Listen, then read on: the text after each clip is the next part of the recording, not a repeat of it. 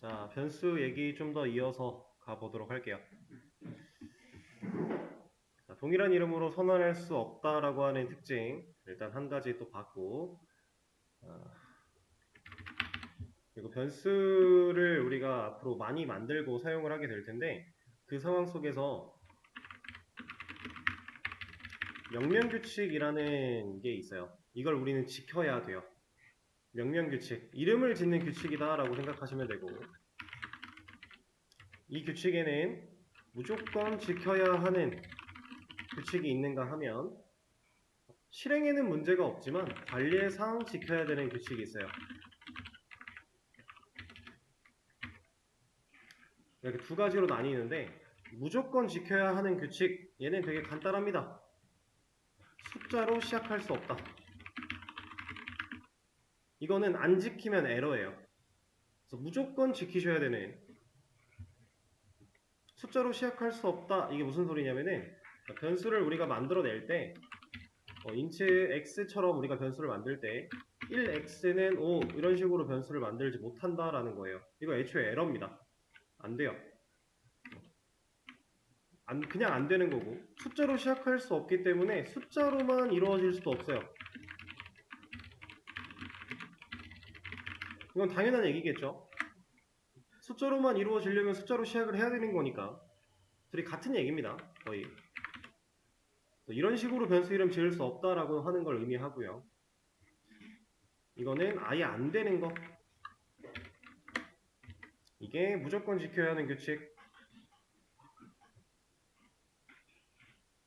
그리고 정확하게 뭐가 된다, 뭐가 안 된다 이런 거는 저도 지금 기억나진 않는데 사용할 수 있는 특수문자에 제한이 있을 거예요. 모든 특수문자를 다 쓸 수 있지는 않을 겁니다. 제가 알기로는.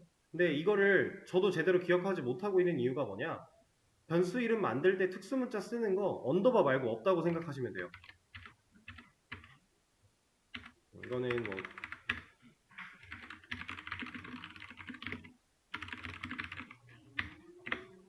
이게 이제 언더바라고 하는 녀석인데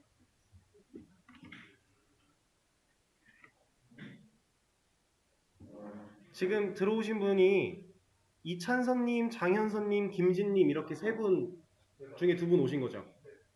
한 분이 금방 오시겠죠? 네. 이래서 저도 사실 특수문자를 뭐가 되고 뭐가 안 된다를 명확하게 잘 기억하고 있지 않아요. 몰라도 상관이 없거든요. 안 쓰거든요. 자, 그리고 관리상 지켜야 하는 규칙. 얘는 표기법을 준수해야 한다. 자, 표기법이라고 하는 거는 종류가 4가지 정도가 있는데 첫 번째가 파스칼, 두 번째가 카멜, 세 번째가 스네이크, 네 번째가 헝가리안 이런 식으로 표기법이 좀 존재를 합니다. 근데 이 중에서 헝가리안은 여러분들이 아예 모르셔도 괜찮아서 뺄 거고요. 파스칼, 카멜, 스네이크 이렇게 3가지 알려드릴 건데 자, 특별할 게 없어요. 이 표기법들은 전부 다 2가지 이상의 단어가 섞일 때를 보통 상정을 해요. 아닌 경우도 물론 지켜야 되는 상황이 생기지만 자, 2단어 예를 들어 테스트라고 하는 이 단어를 2번 입력을 한다라고 하면 이렇게 쓰여지겠죠?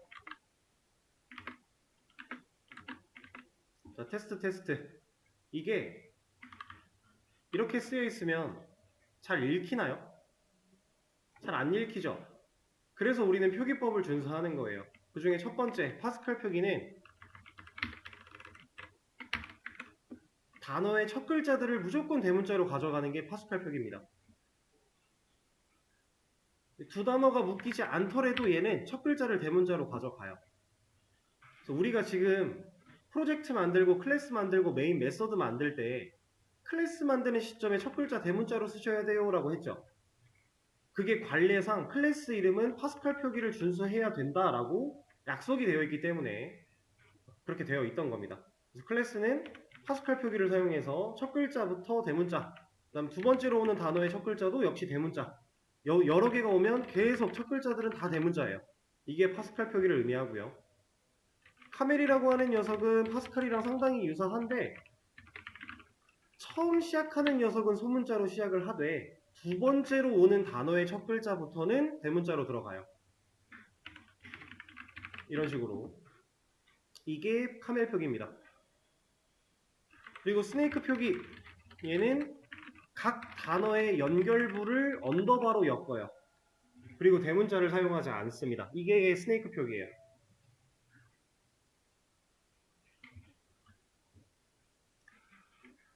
이렇게 존재하는데 우리는 지금 변수 명명 규칙을 얘기하고 있잖아요. 변수는 거의 98% 카멜을 사용하신다고 보면 되고요.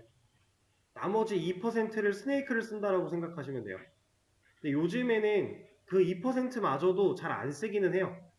이거는 개발자의 취향도 약간 묻어있는 거라서 간혹가다 쓰시는 분들도 있는데 잘 안 씁니다. 웬만하면 카멜 표기로. 그럼 파스칼은 아까 방금 전에 얘기한 것처럼 클래스 이름 지을 때 클래스 명에는 명은 파스칼 표기, 카멜은 변수 이름, 변수명에 사용. 근데 변수에만 쓰는 게 아니라 나중에 여러분들 배우시게 될 메서드명,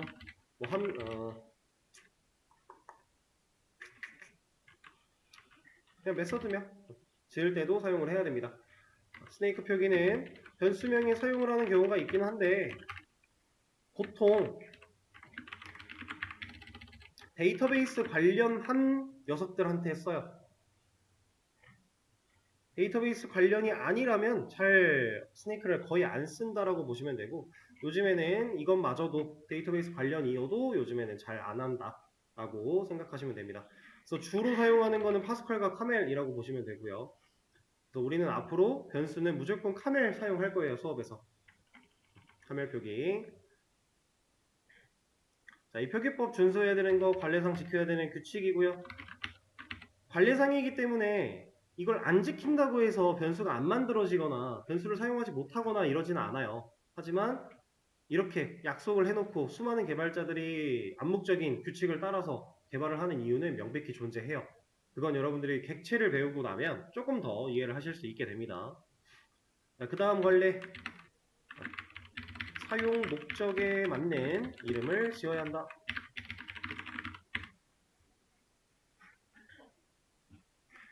자, 이게 무슨 소리냐면은 제가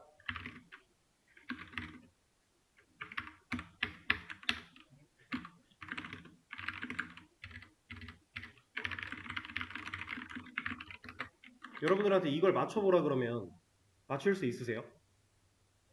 어떤 목적으로 사용하려고 만든 변수인지 맞춰보라고 한번 시간을 드리면 사실 찍기잖아요. 이거는 불가능에 가깝죠. 그래서 우리는 목적에 맞는 이름을 지어야 된다라고 하는 거예요. 왜냐면 개발은 절대로 혼자 하지 않고 협업을 하기 때문에 내가 만들어낸 변수를 나만 쓰는 게 아니라 다른 사람도 써야 돼요. 그러면 그 사람이 이 변수가 어떤 의미인지는 알아야 그 목적에 맞게끔 사용할 수 있을 거잖아요.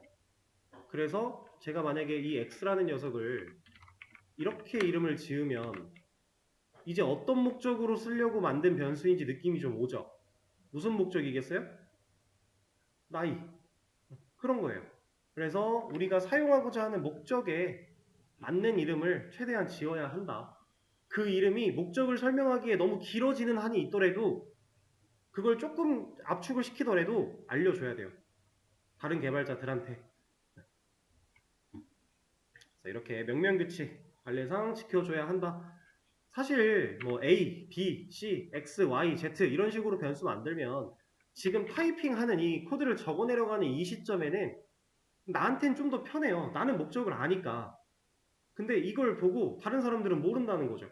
그래서 그런 일은 없어야 된다. 그래서 변수 이름 짓는 게 실제로 일하다 보면은 되게 힘든 일이기도 해요. 스트레스 많이 받고. 왜냐면 비슷한 목적을 가진 변수들이 되게 많이 필요한 경우가 많거든요. 그래서 이런 규칙들을 우리가 잘 지켜야 한다라고 하는 겁니다. 이게 명명규칙에 해당하는 내용이었고요. 그리고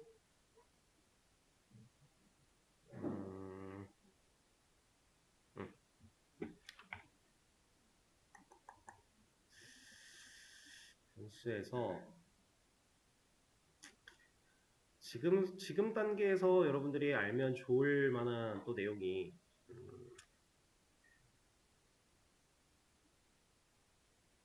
일단은 요 정도? 일단은 요 정도라고 생각을 하고 지금 변수 얘기는 아니긴 한데 지금 이제 우리가 그럼 출력문이랑 변수랑 두 가지를 공부를 했거든요.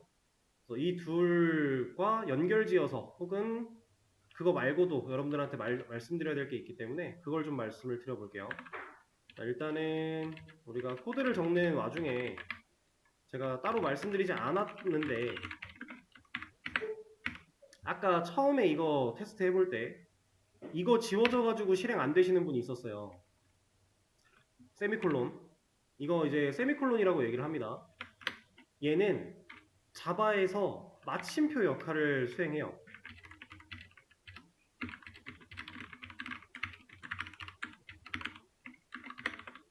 근데 이 마침표가 안 찍히면 자바는 아예 안 돼요. 그래서 이게 없으면 에러입니다. 그래서 이걸 실행을 시켜보면 애초에 이게 신텍스 에러라고 해서 이게 기본적인 문법 에러다라고 보시면 되는데 이 세미콜론을 넣어야만 해 라고 지금 얘가 뭐라고 해요. 그래서 내가 코드를 작성했고 이 코드는 일단 여기까지야. 이게 마침표거든요.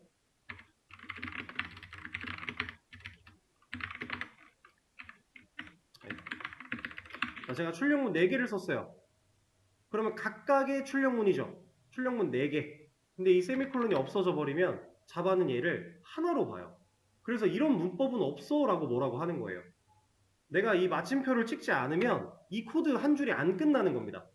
실제로 아무리 엔터를 쳐봤자 이게 없으면 얘는 연결되어 있다. 그래서 문법에 어긋난다 라고 하는 게 이 마침표 세미콜론의 역할이에요. 그래서 세미콜론만 잘 찍혀 있으면 실제로 얘네들이 줄바꿈이 안 되어 있다고 해도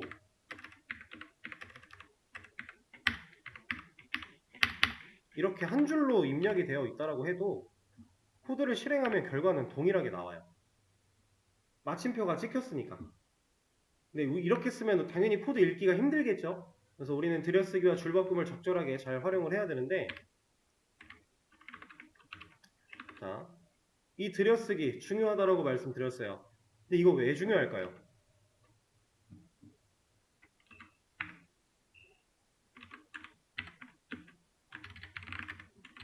들여쓰기가 중요한 이유. 제가 편집증 환자처럼 생각할 정도로 이거 너무너무 중요한 거니까 무조건 해야 된다. 아예 틀렸다라고 생각을 해야 된다라고 했는데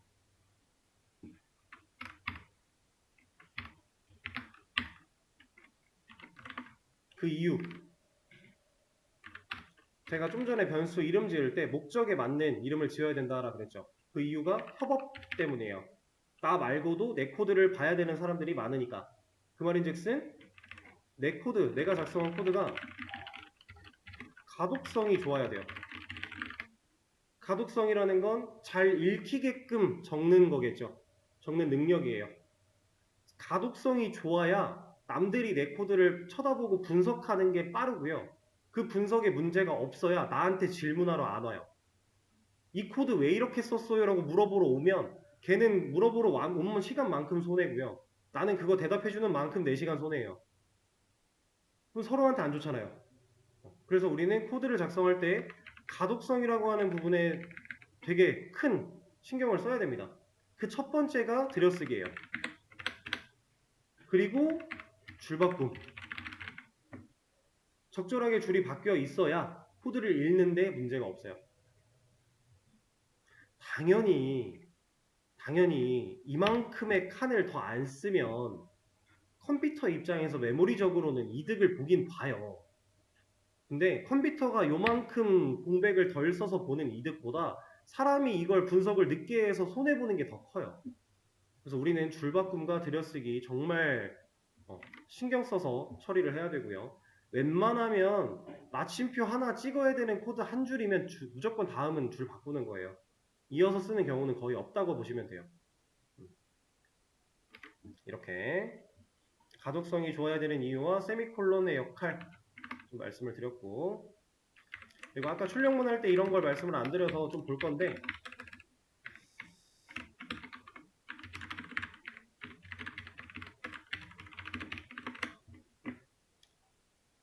뭐 나올까요? 안녕하세요 나올 것 같죠? 근데 사실 여러분들 현실로 한번 생각을 해보세요. 문자와 문자의 덧셈이래요. 이거 현실에선 가능한가요? 안 되죠. 근데 언어는 돼요. 문자 더하기 문자라는 연산을 하면 얘는 이어붙이기가 됩니다. 자, 여기서 또 한 가지 중요한 걸 말씀을 드릴 건데 이거 변수를 적용해도 똑같이 중요한 내용이에요. 뭐냐면 컴퓨터가 결국 이만큼의 코드를 실행한다라고 했어요. 우리가 실행 버튼을 누르면 이 안에 있는 이만큼을 실행을 하는데 그때 system.out.println이라고 하는 이 문구를 보면 컴퓨터는 아 이거 출력을 해야 되네 라는 걸 알아요. 약속되어 있는 거니까. 그래서 아 나 출력해야 돼. 그럼 뭘 출력해야 돼? 이 안에 있는 걸 출력을 해야 돼 라고 컴퓨터가 알거든요. 근데 이 안에 있는 거를 지금 이건 덧셈이라고 하는 연산이에요. 근데 컴퓨터는 이 연산을 암산하지를 못해요. 컴퓨터는 암산이 안 되고요. 예상하지도 못해요. 유추도 못하는 거예요. 컴퓨터는 이걸 직접 다 두드려 봐야만 알아요. 그래서 컴퓨터가 이 한 코드를 실행할 때 어떤 일이 벌어지느냐면 자, 얘는 문자네? 그리고 덧셈 연산이 나왔네? 그리고 문자네? 이러면 이 연산의 결과를 이 자리에 남겨요. 이렇게 쓰여있던 이만큼의 연산을 직접 처리를 하고요. 그 처리된 결과를 이렇게 이어붙이기를 한 결과를 이 자리에 남기고 아 그러면 최종적으로 안녕하세요라는 문자를 출력해야 되겠구나. 그래서 안녕하세요가 출력되어 나오는 거예요. 이게 컴퓨터의 연산 순서거든요. 이거 되게 중요한 내용입니다. 변수를 적용시켜서도 얘기를 같이 나눌 거예요. 자 그러면 이건 어때요? 애초에 빨간색이 나오고 있는데 안 된다란 얘기겠죠? 문자 빼기 문자는 없어요. 안녕에서 안 떼면 0 나오지 않을까? 이런 거 없어요. 이건 안 되는 겁니다. 이런 건요. 없어요. 이것도 없어요. 자, 그러면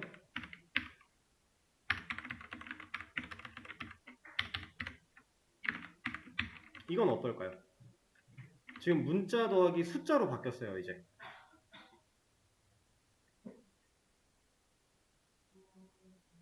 안녕 1, 2, 3이 나옵니다, 이거는. 지금 이거는 문자와 숫자를 더하겠다라고 한 건데 사실 말 안 되는 거죠, 현실에서. 근데 자바에서는 돼요. 제가 가끔 가다 보면 언어에서는 된다라고 표현하는 게 있고 자바에서는 된다라고 표현하는 게 있어요. 이거는 언어에서 된다라는 건 엔간한 언어들 공통적으로 다 된다를 얘기하는 거고 자바에선 된다라고 하는 건 자바만 되는 경우 보통 그렇게 얘기를 많이 합니다. 얘는 자바에서는 돼요. 자, 이게 왜 되냐? 문자와 숫자의 덧셈인데 실제로 이 연산은 자바도 안 돼요. 문자랑 숫자랑을 더하는 건 안 돼요. 근데 이걸 되게끔 하는 이유가 자바는 숫자랑 문자랑 더하겠다라고 하면 숫자를 문자로 바꿔요. 그걸 자동으로 해요. 그래서 문자 더하기 문자가 되니까 결과가 나오는 거예요. 제가 아까 연산의 순서 말씀드렸죠. 이걸 연산을 직접 해봐야 안다. 그럼 컴퓨터는 아 문자 안녕이라는 녀석이랑 지금 숫자 1, 2, 3, 123이라는 숫자랑 덧셈을 해야 되네? 근데 문자 더하기 숫자 못하잖아 라고 스스로 판단해요. 그래서 얘를 숫자로 바꿀 수 있나? 따져봅니다. 근데 이거 숫자로 바꿀 수 있어요? 안 되죠. 그래서 아 얘는 안 돼. 얘를 봐요. 이거 문자로 바꿀 수 있나? 얘 입장에서 이거 안 될 게 없죠. 따옴표만 붙이면 문자잖아요. 그래서 얘를 문자로 바꿔요. 자동으로. 그러면 문자 더하기 문자가 됐죠. 그러면 최종적으로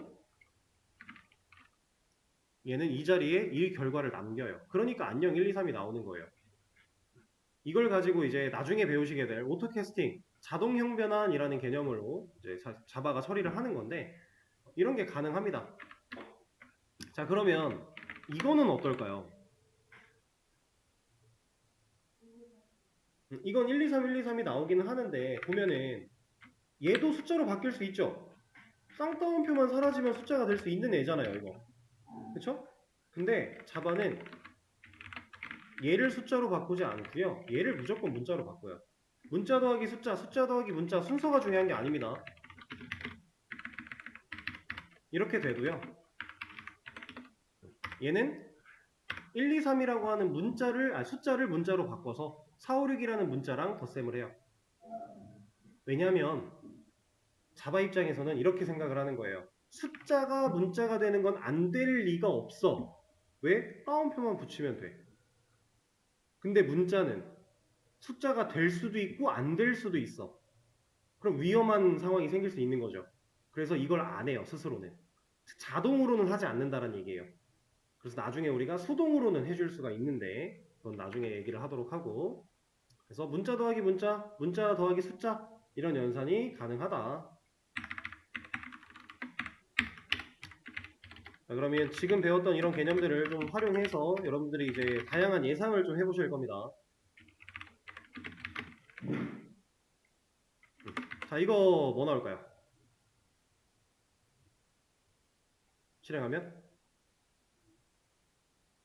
5 나오나요? 얘는 그냥 X 콜론 나오겠죠? 이건 문자예요. 이 안에 들어가 있는 이거는 쌍따옴표에 감싸졌기 때문에 문자입니다. 그러면 얘는 그냥 문자예요.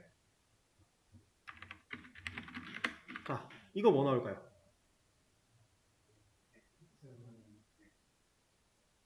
X는 5가 나오죠. 자, 이런 게 나와요. 컴퓨터의 연산 순서. 자, 이 녀석을 봤을 때 일단 문자 더하기 변수네. 자, 근데 잘 보세요. 여기서 만들어진 이 X라는 녀석은 얘는 값이에요, 공간이에요? 여기는 지금 공간이죠. 5라는 값을 넣으려고 만들어 놓은 공간의 의미가 여기 이 X라는 이름이죠. 얘는 공간이에요, 값이에요? 얘는 값이에요. 그래서 우리가 변수를 생각할 때 중요하게 생각해야 되는 것 중에 하나가 공간으로서의 활용인지 값으로서의 활용인지를 알아야 되는데, 자, 변수는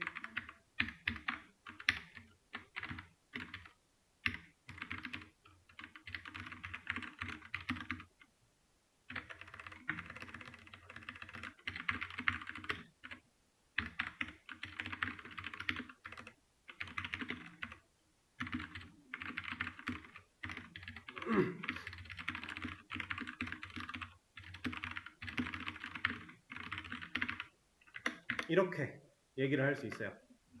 이퀄 마크 대입 연산자의 좌변에 위치를 하면 얘는 무조건 공간 역할이에요. 그래서 아까 우리가 재할당이라고 하는 개념도 이퀄 마크의 좌변에 이 이퀄 마크 대입 연산자라고 하는 녀석의 좌변에 위치를 했기 때문에 공간이에요. 근데 이 x라는 녀석이 이퀄 마크의 좌변에 위치하지 않으면 우변이 아닙니다. 좌변에 위치하지 않으면 무조건 값이에요. 지금 이 녀석 이퀄 마크 좌변에 있나요? 이퀄 마크가 여기 있지 않죠? 없죠? 그러면 얘는 뭐다? 값이다. 자, 그러면 이 개념에 따라 변수가 사용되는 시점에 공간인지 값인지를 우리가 이제 예상할 수 있죠. 자, 근데 컴퓨터는 이것도 직접 해봐야 알아요. 그래서 얘를 봤을 때 변수가 값으로서 사용됐네 라는 걸 한번 판단을 하고요. 변수가 값으로서 사용된 시점이라면 가장 먼저 컴퓨터는 이 변수를 값으로 치환합니다. 여기는 지금 이제 재할당 됐으니까 이렇게 할게요. 여기 x가 이렇게 쓰여 있으면 컴퓨터가 이 연산을 수행할 때 가장 먼저 하는 게 변수 이거 값이다. 값으로 써야 된다. 이거부터예요. 그럼 이제 문자 더하기 뭐 됐어요? 숫자죠. 그러면 그 다음 뭐 한다고요? 숫자를 문자로. 그 다음 뭐 한다고요? 문자 더하기 문자. 이어붙이기. 이래서 이거 나오는 거예요. 컴퓨터는 연산을 이렇게 합니다. 우리는 컴퓨터적인 사고를 앞으로 많이 해야 되기 때문에 이 기본기를 잘 익혀두시면 복잡한 연산을 할 때도 안 헷갈려요. 이 과정. 자, 그러면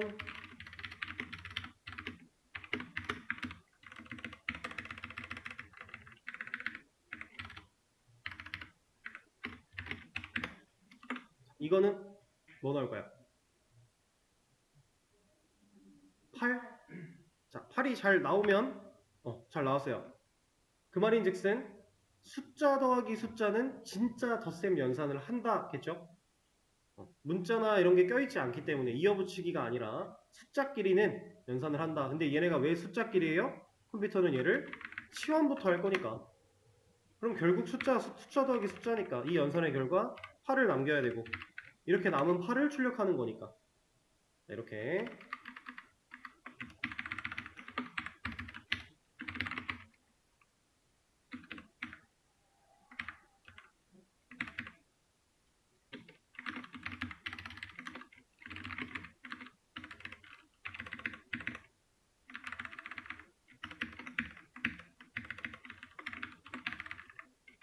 자, 이거 한번 예상해 볼게요. 지금 주석 걸려 있는 거를 푸는 것도 풀어서 실행하는 걸로 한번 예상을 해보는 거예요. 주석이 안 걸렸다고 생각을 하고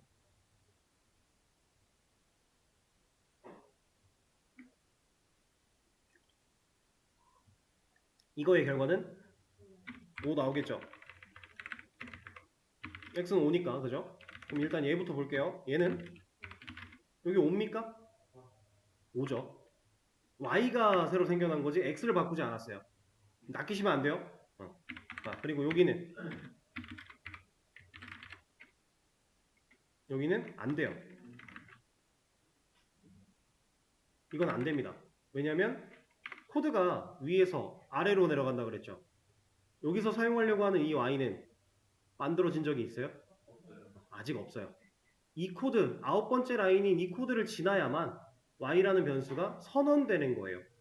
그러면 얘가 공표하기도 전에 나 y를 쓸게 라고 했으니까 우리가 아까 전에 봤던 이 이름의 변수는 해결할 수 없어 라는 에러가 발생을 하는 겁니다. 그래서 얘는 안 돼요. 그래서 선언하기 전에 변수를 사용하는 건 불가능. 이게 이제 자바 변수가 가지고 있는 상황. 그럼 얘는 3이 나오겠죠. 이렇게. 그러면 이 시점에서 x값도 재할당을 해준다면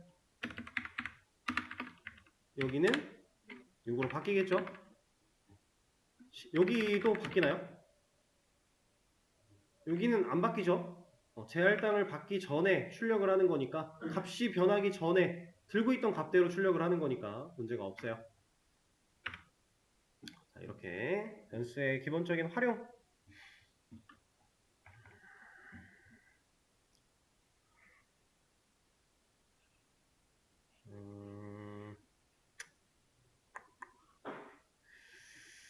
그리고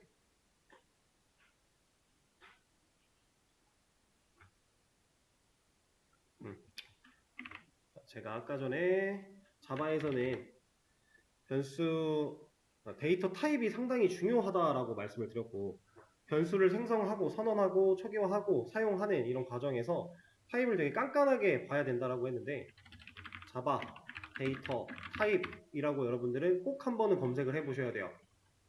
자바 데이터 타입 이렇게 검색을 하셔서 여러 글들을 보세요. 저는 이 글을 한번 골라 볼게요. 썩 정리가 깨끗하게 되어 있는 느낌이 아니니까 이거 빼고 깔끔하게 표로된 거를 제가 찾고 싶습니다. 그게 여러분들이 이해하기가 제일 좋아요.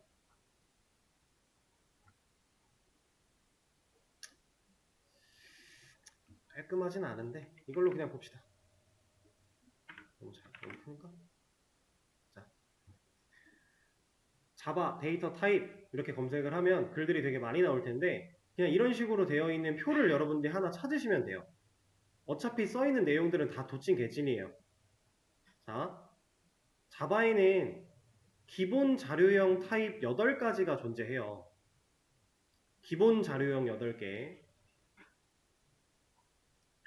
그리고 참조형 타입이라고 하는 녀석이 존재를 합니다. 자, 근데 이거를 어렵게 생각할 필요가 없는 게 기본 자료형 8가지를 제외하면 전부 다 참조형이에요. 그래서 우리는 이거 8개만 잘 알면 돼요. 나머지는 어차피 참조형일 거니까. 그 8가지가 얘네들이에요. 이거는 자주 쓰다 보면 당연히 암기가 되긴 되는데 지금 당장은 눈에 잘 안 들어오잖아요. 이거는 외우셔도 돼요. 근데 이 녀석이 왜 대문자로 들어와 있지? 이것도 좋은 표가 아닌 것 같아요. 다른 걸로 보여드릴게요. 어쨌든 내용은 다 똑같습니다. 이 8가지. 얘는 딸딸딸딸 외우시는 것도 좋아요. 어차피 평생 알고 가야 돼요. 자바를 다룰 거면. 옆에 있는 사람이 툭 치면서 너 자바 공부 안 됐지? 기본 자료형 타입 8가지 말해봐. 이러면 바이트, 쇼트, 인트롱, 플롯, 더블, 캐릭터 불림 이거 나와야 돼요. 그냥 따다다다닥 나와야 돼요. 그래서 이 8가지는 무조건 알고 계셔야 된다라고 생각하시면 되고요.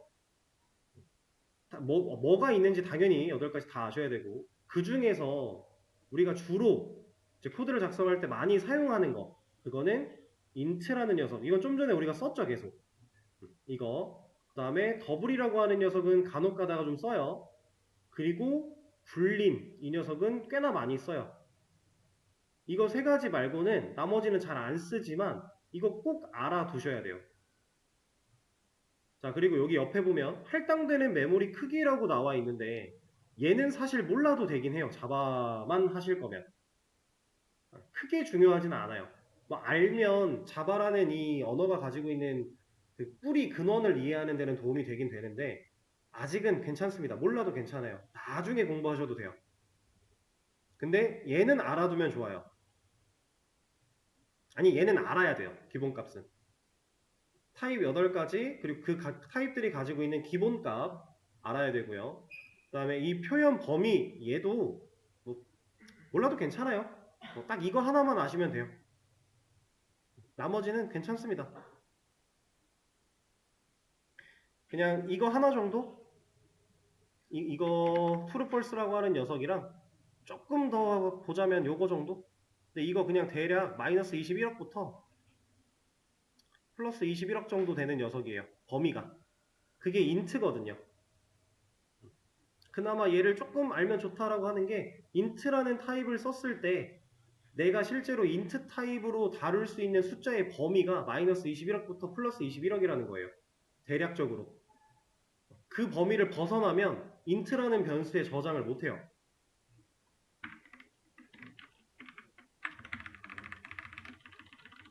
자, x라는 변수 만들어서 여기다가 1, 10, 100, 1000만, 10만, 100만, 1000만, 10억, 100억, 아니 100억 되면 21억이 넘잖아요. 이거 안 돼요 이렇게. 빨간색 에러예요 이거. 분명히 숫자인데 안 됩니다. 근데 10억은 돼요. 이 범위를 나타내는 거라서 몰라도 괜찮지만 알아두면 나쁠 건 없다 정도고. 자, 하나씩 좀 볼 건데 첫 번째 논리입니다. 논리는 참과 거짓을 의미해요. 여러분들 수학에서 명제 같은 거 공부해 보셨을 거예요. 자, 이거 뭐예요? 이거 참이죠. 이런 조건을 봤을 때, 이런 그 비교 연산을 했을 때 우리가 이걸 가지고 명확하게 뭐 값은 3이야, 뭐 값은 10이야 이런 식으로 얘기 못하죠. 이거는 참 아니면 거짓이라고 표현을 할 수밖에 없죠. 이런 걸 우리가 논리라고 얘기를 합니다. 이거를 불리언 혹은 불린 이런 식으로 이 타입으로 표기를 하게 돼요. 그래서 얘는 true라는 값과 false라는 값으로 처리를 하는데 true가 참이고요. false가 거짓이에요. 그래서 이 불린 타입의 변수에 들어갈 수 있는 데이터는 true랑 false 두 가지밖에 없습니다. 뭐 숫자나 문자나 이런 거 담길 수가 없어요. 그 다음에 밑에 있는 4가지는 정수형. 이 넷다 정수라는 거예요. 그래서 바이트도 정수고 쇼트도 정수고 인트도 정수고 롱도 정수인데 차이가 크기 차이예요. 보면은 마이너스 128에서 127까지는 바이트만 저장, 바이트는 여기까지만 할 수 있고요. 쇼트는 32,000 이렇게. 그 다음에 인트는 아까 21억 마이너스 플러스. 롱은 숫자 셀 필요도 없습니다. 어마무시하게 큰 수까지 다 돼요. 근데 우리가 실제로 사용할 때는 인트를 거의 제일 많이 쓰고 얘네들을 쓰는 경우가 그렇게 많지는 않고 직접 이만큼의 이런 숫자의 데이터를 쓰기 위해서 롱 타입의 변수를 만들어야 된다? 이런 경우는 전 아직까지 없어요. 제가 개발 인생에 그래도 10년 가까이 지금 일을 하고 있는데 없습니다 이거. 인트면 다 돼요 웬간하면. 자, 그리고 실수형. 자, 정수는 뭐고 실수는 뭐예요? 정수는 음수, 양수, 영, 이 세 가지를 포함하면 정수예요. 음수와 양수와 영, 이렇게가 정수입니다. 실수는 정수 플러스 소수점을 가지고 있는 수들까지 다 실수예요. 그러면 정수는 실수에 포함되죠. 실제로 포함이 됩니다. 그래서 여러분들 나중에 또 자료형 변환 같은 거 공부할 때 이 얘기가 나올 거예요. 이 실수는, 여기서 말하는 실수는 소수점을 가지고 있는 수라고 생각하시면 돼요. 근데 이 녀석을 잘 안 써요. 잘 안 씁니다. 왜냐면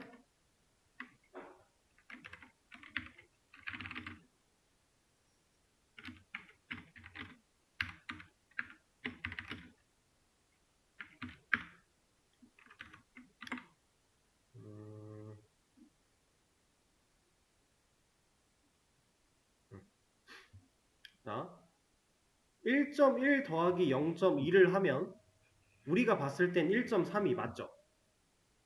그쵸? 이게 맞다고 나오네. 바꿔볼게요. 이게 언어마다 맞다고 하는 경우도 있고 틀리다고 하는 경우가 좀 상이해가지고 0.1, 0.1로 해볼까?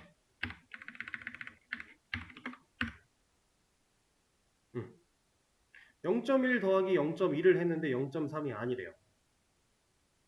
이거 맞는 얘기 아니에요? 이거 false면 틀렸다는 얘기거든요.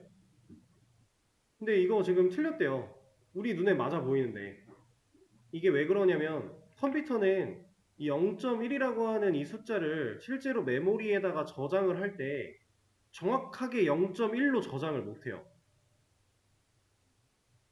이걸 이렇게 저장을 못해서 어떤 변환 과정을 거쳐서 막 한 32자리, 뭐 64자리 이런 식으로 나눠가지고 막 1000, 1, 뭐 001, 뭐 100 이런 식으로 해서 이진법으로 변환시켜서 저장을 한단 말이에요.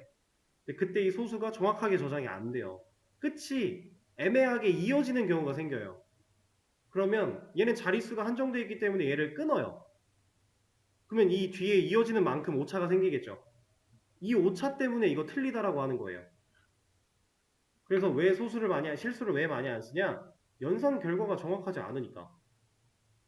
우리가 정확한 연산을 해야 되는 프로그래밍을 만드는 상황인데 연산 결과가 정확하지 않으면 의미가 없잖아요. 그래서 잘 안 씁니다.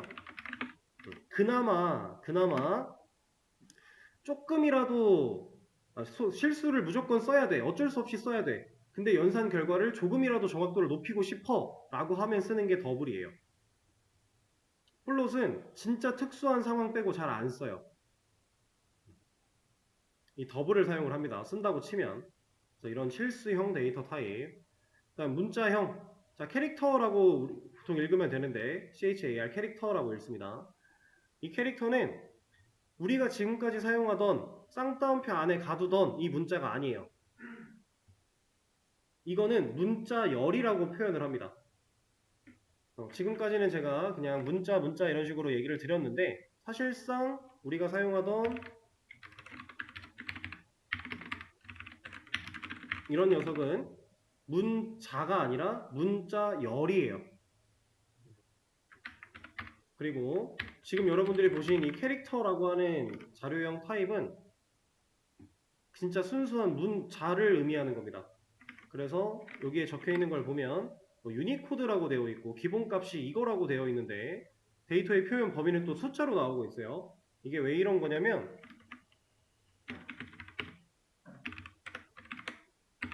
얘는 실제로 이렇게 문자 하나만 저장할 수 있어요. 그리고 쌍따옴표 아니고 홀따옴표예요. 이거 안 됩니다. 딱 한 글자만 저장할 수 있어요. 그리고 이렇게 저장된 녀석을 출력을 해보겠다라고 하면 그냥 그 한 글자가 나와요. 근데 이 녀석은 유니코드로 변환이 가능해요. 또 지금 이거는 여러분들 크게 이해하실 필요는 없고요.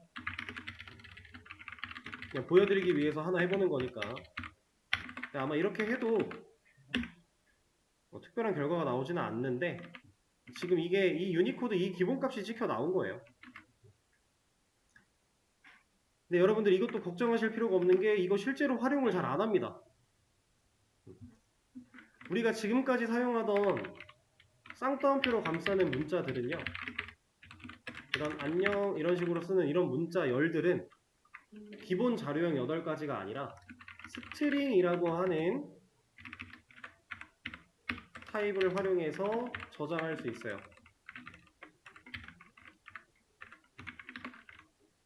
변수 선언하고 초기화하는 거는 아까 전에 보셨던 int x 어쩌고랑 똑같은 방식이에요. 다만 타입이 다른 거고요. 타입이 다르기 때문에 아까 우리가 적어놓고 읽어야 될 때 신경 쓴다고 했던 여기 int니까 오직 정수형 데이터만 이라고 하는 거고요. 스트링이니까 이제 오직 스트링 데이터만 이라고 우리가 생각을 하면 되는 겁니다. 그래서 이걸 출력해보면 안녕 잘 나오고, 우리가 아까 해본 것처럼 int x 같은 거 만들어서 안녕 같은 거 저장한다 그러면 얘는 애초에 저장을 못해요. 왜 안 되는지 마우스를 올려서 상황을 좀 보면 타임 미스매치라고 하고 있고요. cannot convert from string to int라고 해요. 이 말은 스트링 데이터는 int가 될 수 없어 라고 하는 거예요. 왜냐면 얘는 지금 스트링 타입의 데이터, 문자열인데 이게 지금 int만 들어갈 수 있는 x로 넣으려고 하니까 얘가 int가 되지 않으면 여기로 못 들어가요. 근데 얘는 int가 될 수 없어 라고 하는 거죠. 그래서 이렇게 안 됩니다. 반대의 상황도 똑같아요. 스트링 변수를 만들어 놓고 숫자를 넣을 거야. 안 돼요. 그러니까 자바는 변수를 선언하는 즉시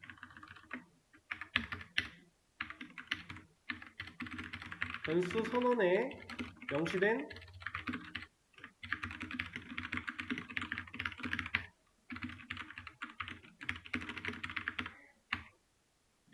타입이 절대적이에요.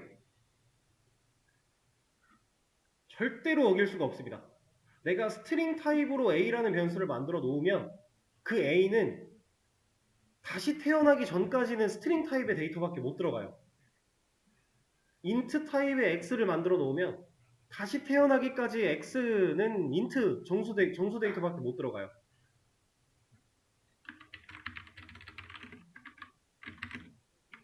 이것도 안 돼요. 숫자인데 실수라서 안 돼요. 이런 것도 안 됩니다.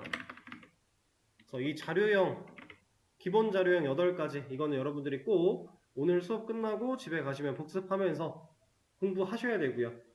처음에는 이해가 잘 안 될지 모르겠지만 그냥 이 8가지 이름 따다다닥 외우셔야 되고, 그리고 이 8가지가 어떤 형태의 타입인지 정도는 알고 계시는 게 좋고, 더 가능하다면 기본값과 이 정도까지, 여기서 캐릭터 타입이 가지고 있는 얘는 빼도 돼요.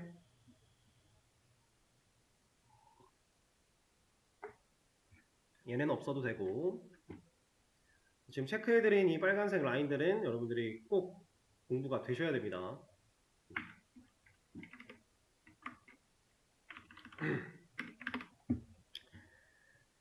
자, 그러면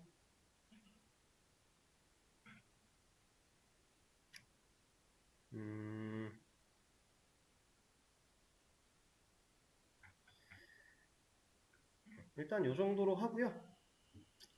시간이 많지 않기 때문에 제가 수업 페이지에 문제를 좀 열어드릴 건데, 이 문제는 지금 남은 시간 동안 푸시고 뭐 못하면 내일 수업 전에 복습하시면서 풀어오시면 돼요. 근데 문제 되게 간단한 거고,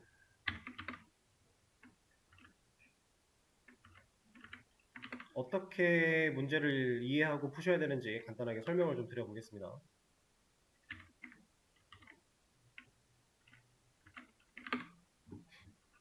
자, 수업 페이지 새로 고침해 보시면 지금 출력 부분에 문제 3개 올라왔고요. 변수 부분에 문제 2개 올라왔어요.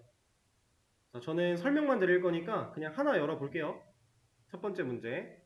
문제를 열면 이런 식으로 적혀 있습니다. 여기에 있는 이만큼, 문제에 적혀 있는 이 코드 이만큼을 전체를 다 드래그 하세요. 전체를 싹 다 드래그 하시고 컨트롤 C 복사를 합니다. 그리고 여러분들이 만들어 놓은 이 메인 클래스 있죠? 여기 와서 먼저 쓰여져 있던 이 녀석들 싹 다 지운다 라고 생각하고 지워내고 붙여넣기 하세요. 그리고 여기서 문제 푸시면 돼요. 자, 근데 지금 보시면 아까 우리가 만들어 놨던 것보다 들여쓰기가 좀 작게 되어 있어요. 그죠? 들여쓰기가 좀 작아요. 이거 일일이 다 바꾸려면 귀찮으니까 단축키 하나 알려드릴게요. 자, 컨트롤 쉬프트 F를 눌러볼 겁니다. 컨트롤 쉬프트 F. 그럼 얘가 애지간한 들여쓰기 줄바꿈은 다 해줘요. 근데 이게 만능은 아닌 게 코드상에 에러가 막 존재해버리면 이런 식으로 에러가 좀 존재하는 상황이면 눌러도 되다 말고 안 되기도 해요. 그래서 에러가 없을 때 사용할 수 있는 거고요. 컨트롤 쉬프트 F 자동 들여쓰기 및 줄바꿈이라고 보시면 됩니다.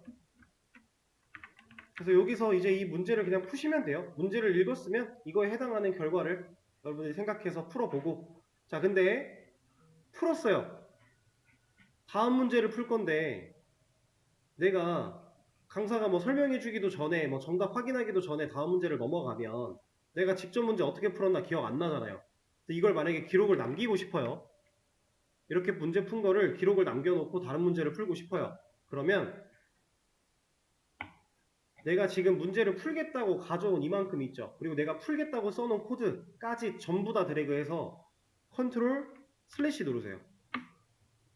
컨트롤 슬래시 이러면 전체 다 주석이 걸려요. 이렇게 안 하면 이렇게 안 하고 만약에 다른 문제를 또 가져와서 이렇게 해서 풀려고 하면 에러 납니다. 이거 무조건 에러가 나요. 그러니까 먼저 푼 녀석을 컨트롤 슬래시로 주석을 다 걸어 놓고 다음 문제 가져와서 또 다음 문제 풀고 이렇게 하시면 문제가 없어요. 근데 사실 정답을 꼭 안 남기셔도 되는 게 여러분들이 문제를 풀고 문제 없이 넘어갈 수만 있다면 제가 정답도 다 올려드릴 거고 간단한 것들이라도 설명을 다 드릴 거니까 그렇게 이해를 하시면 됩니다. 그래서 5가지의 문제, 오늘 배웠던 출력과 변수 문제고요. 이거는 내일 수업 전까지 풀어오시고 내일 수업 때 간단하게만 훑어본 다음에 다음 내용으로 들어가도록 하겠습니다. 그리고 지금은 녹화를 좀 멈추고요.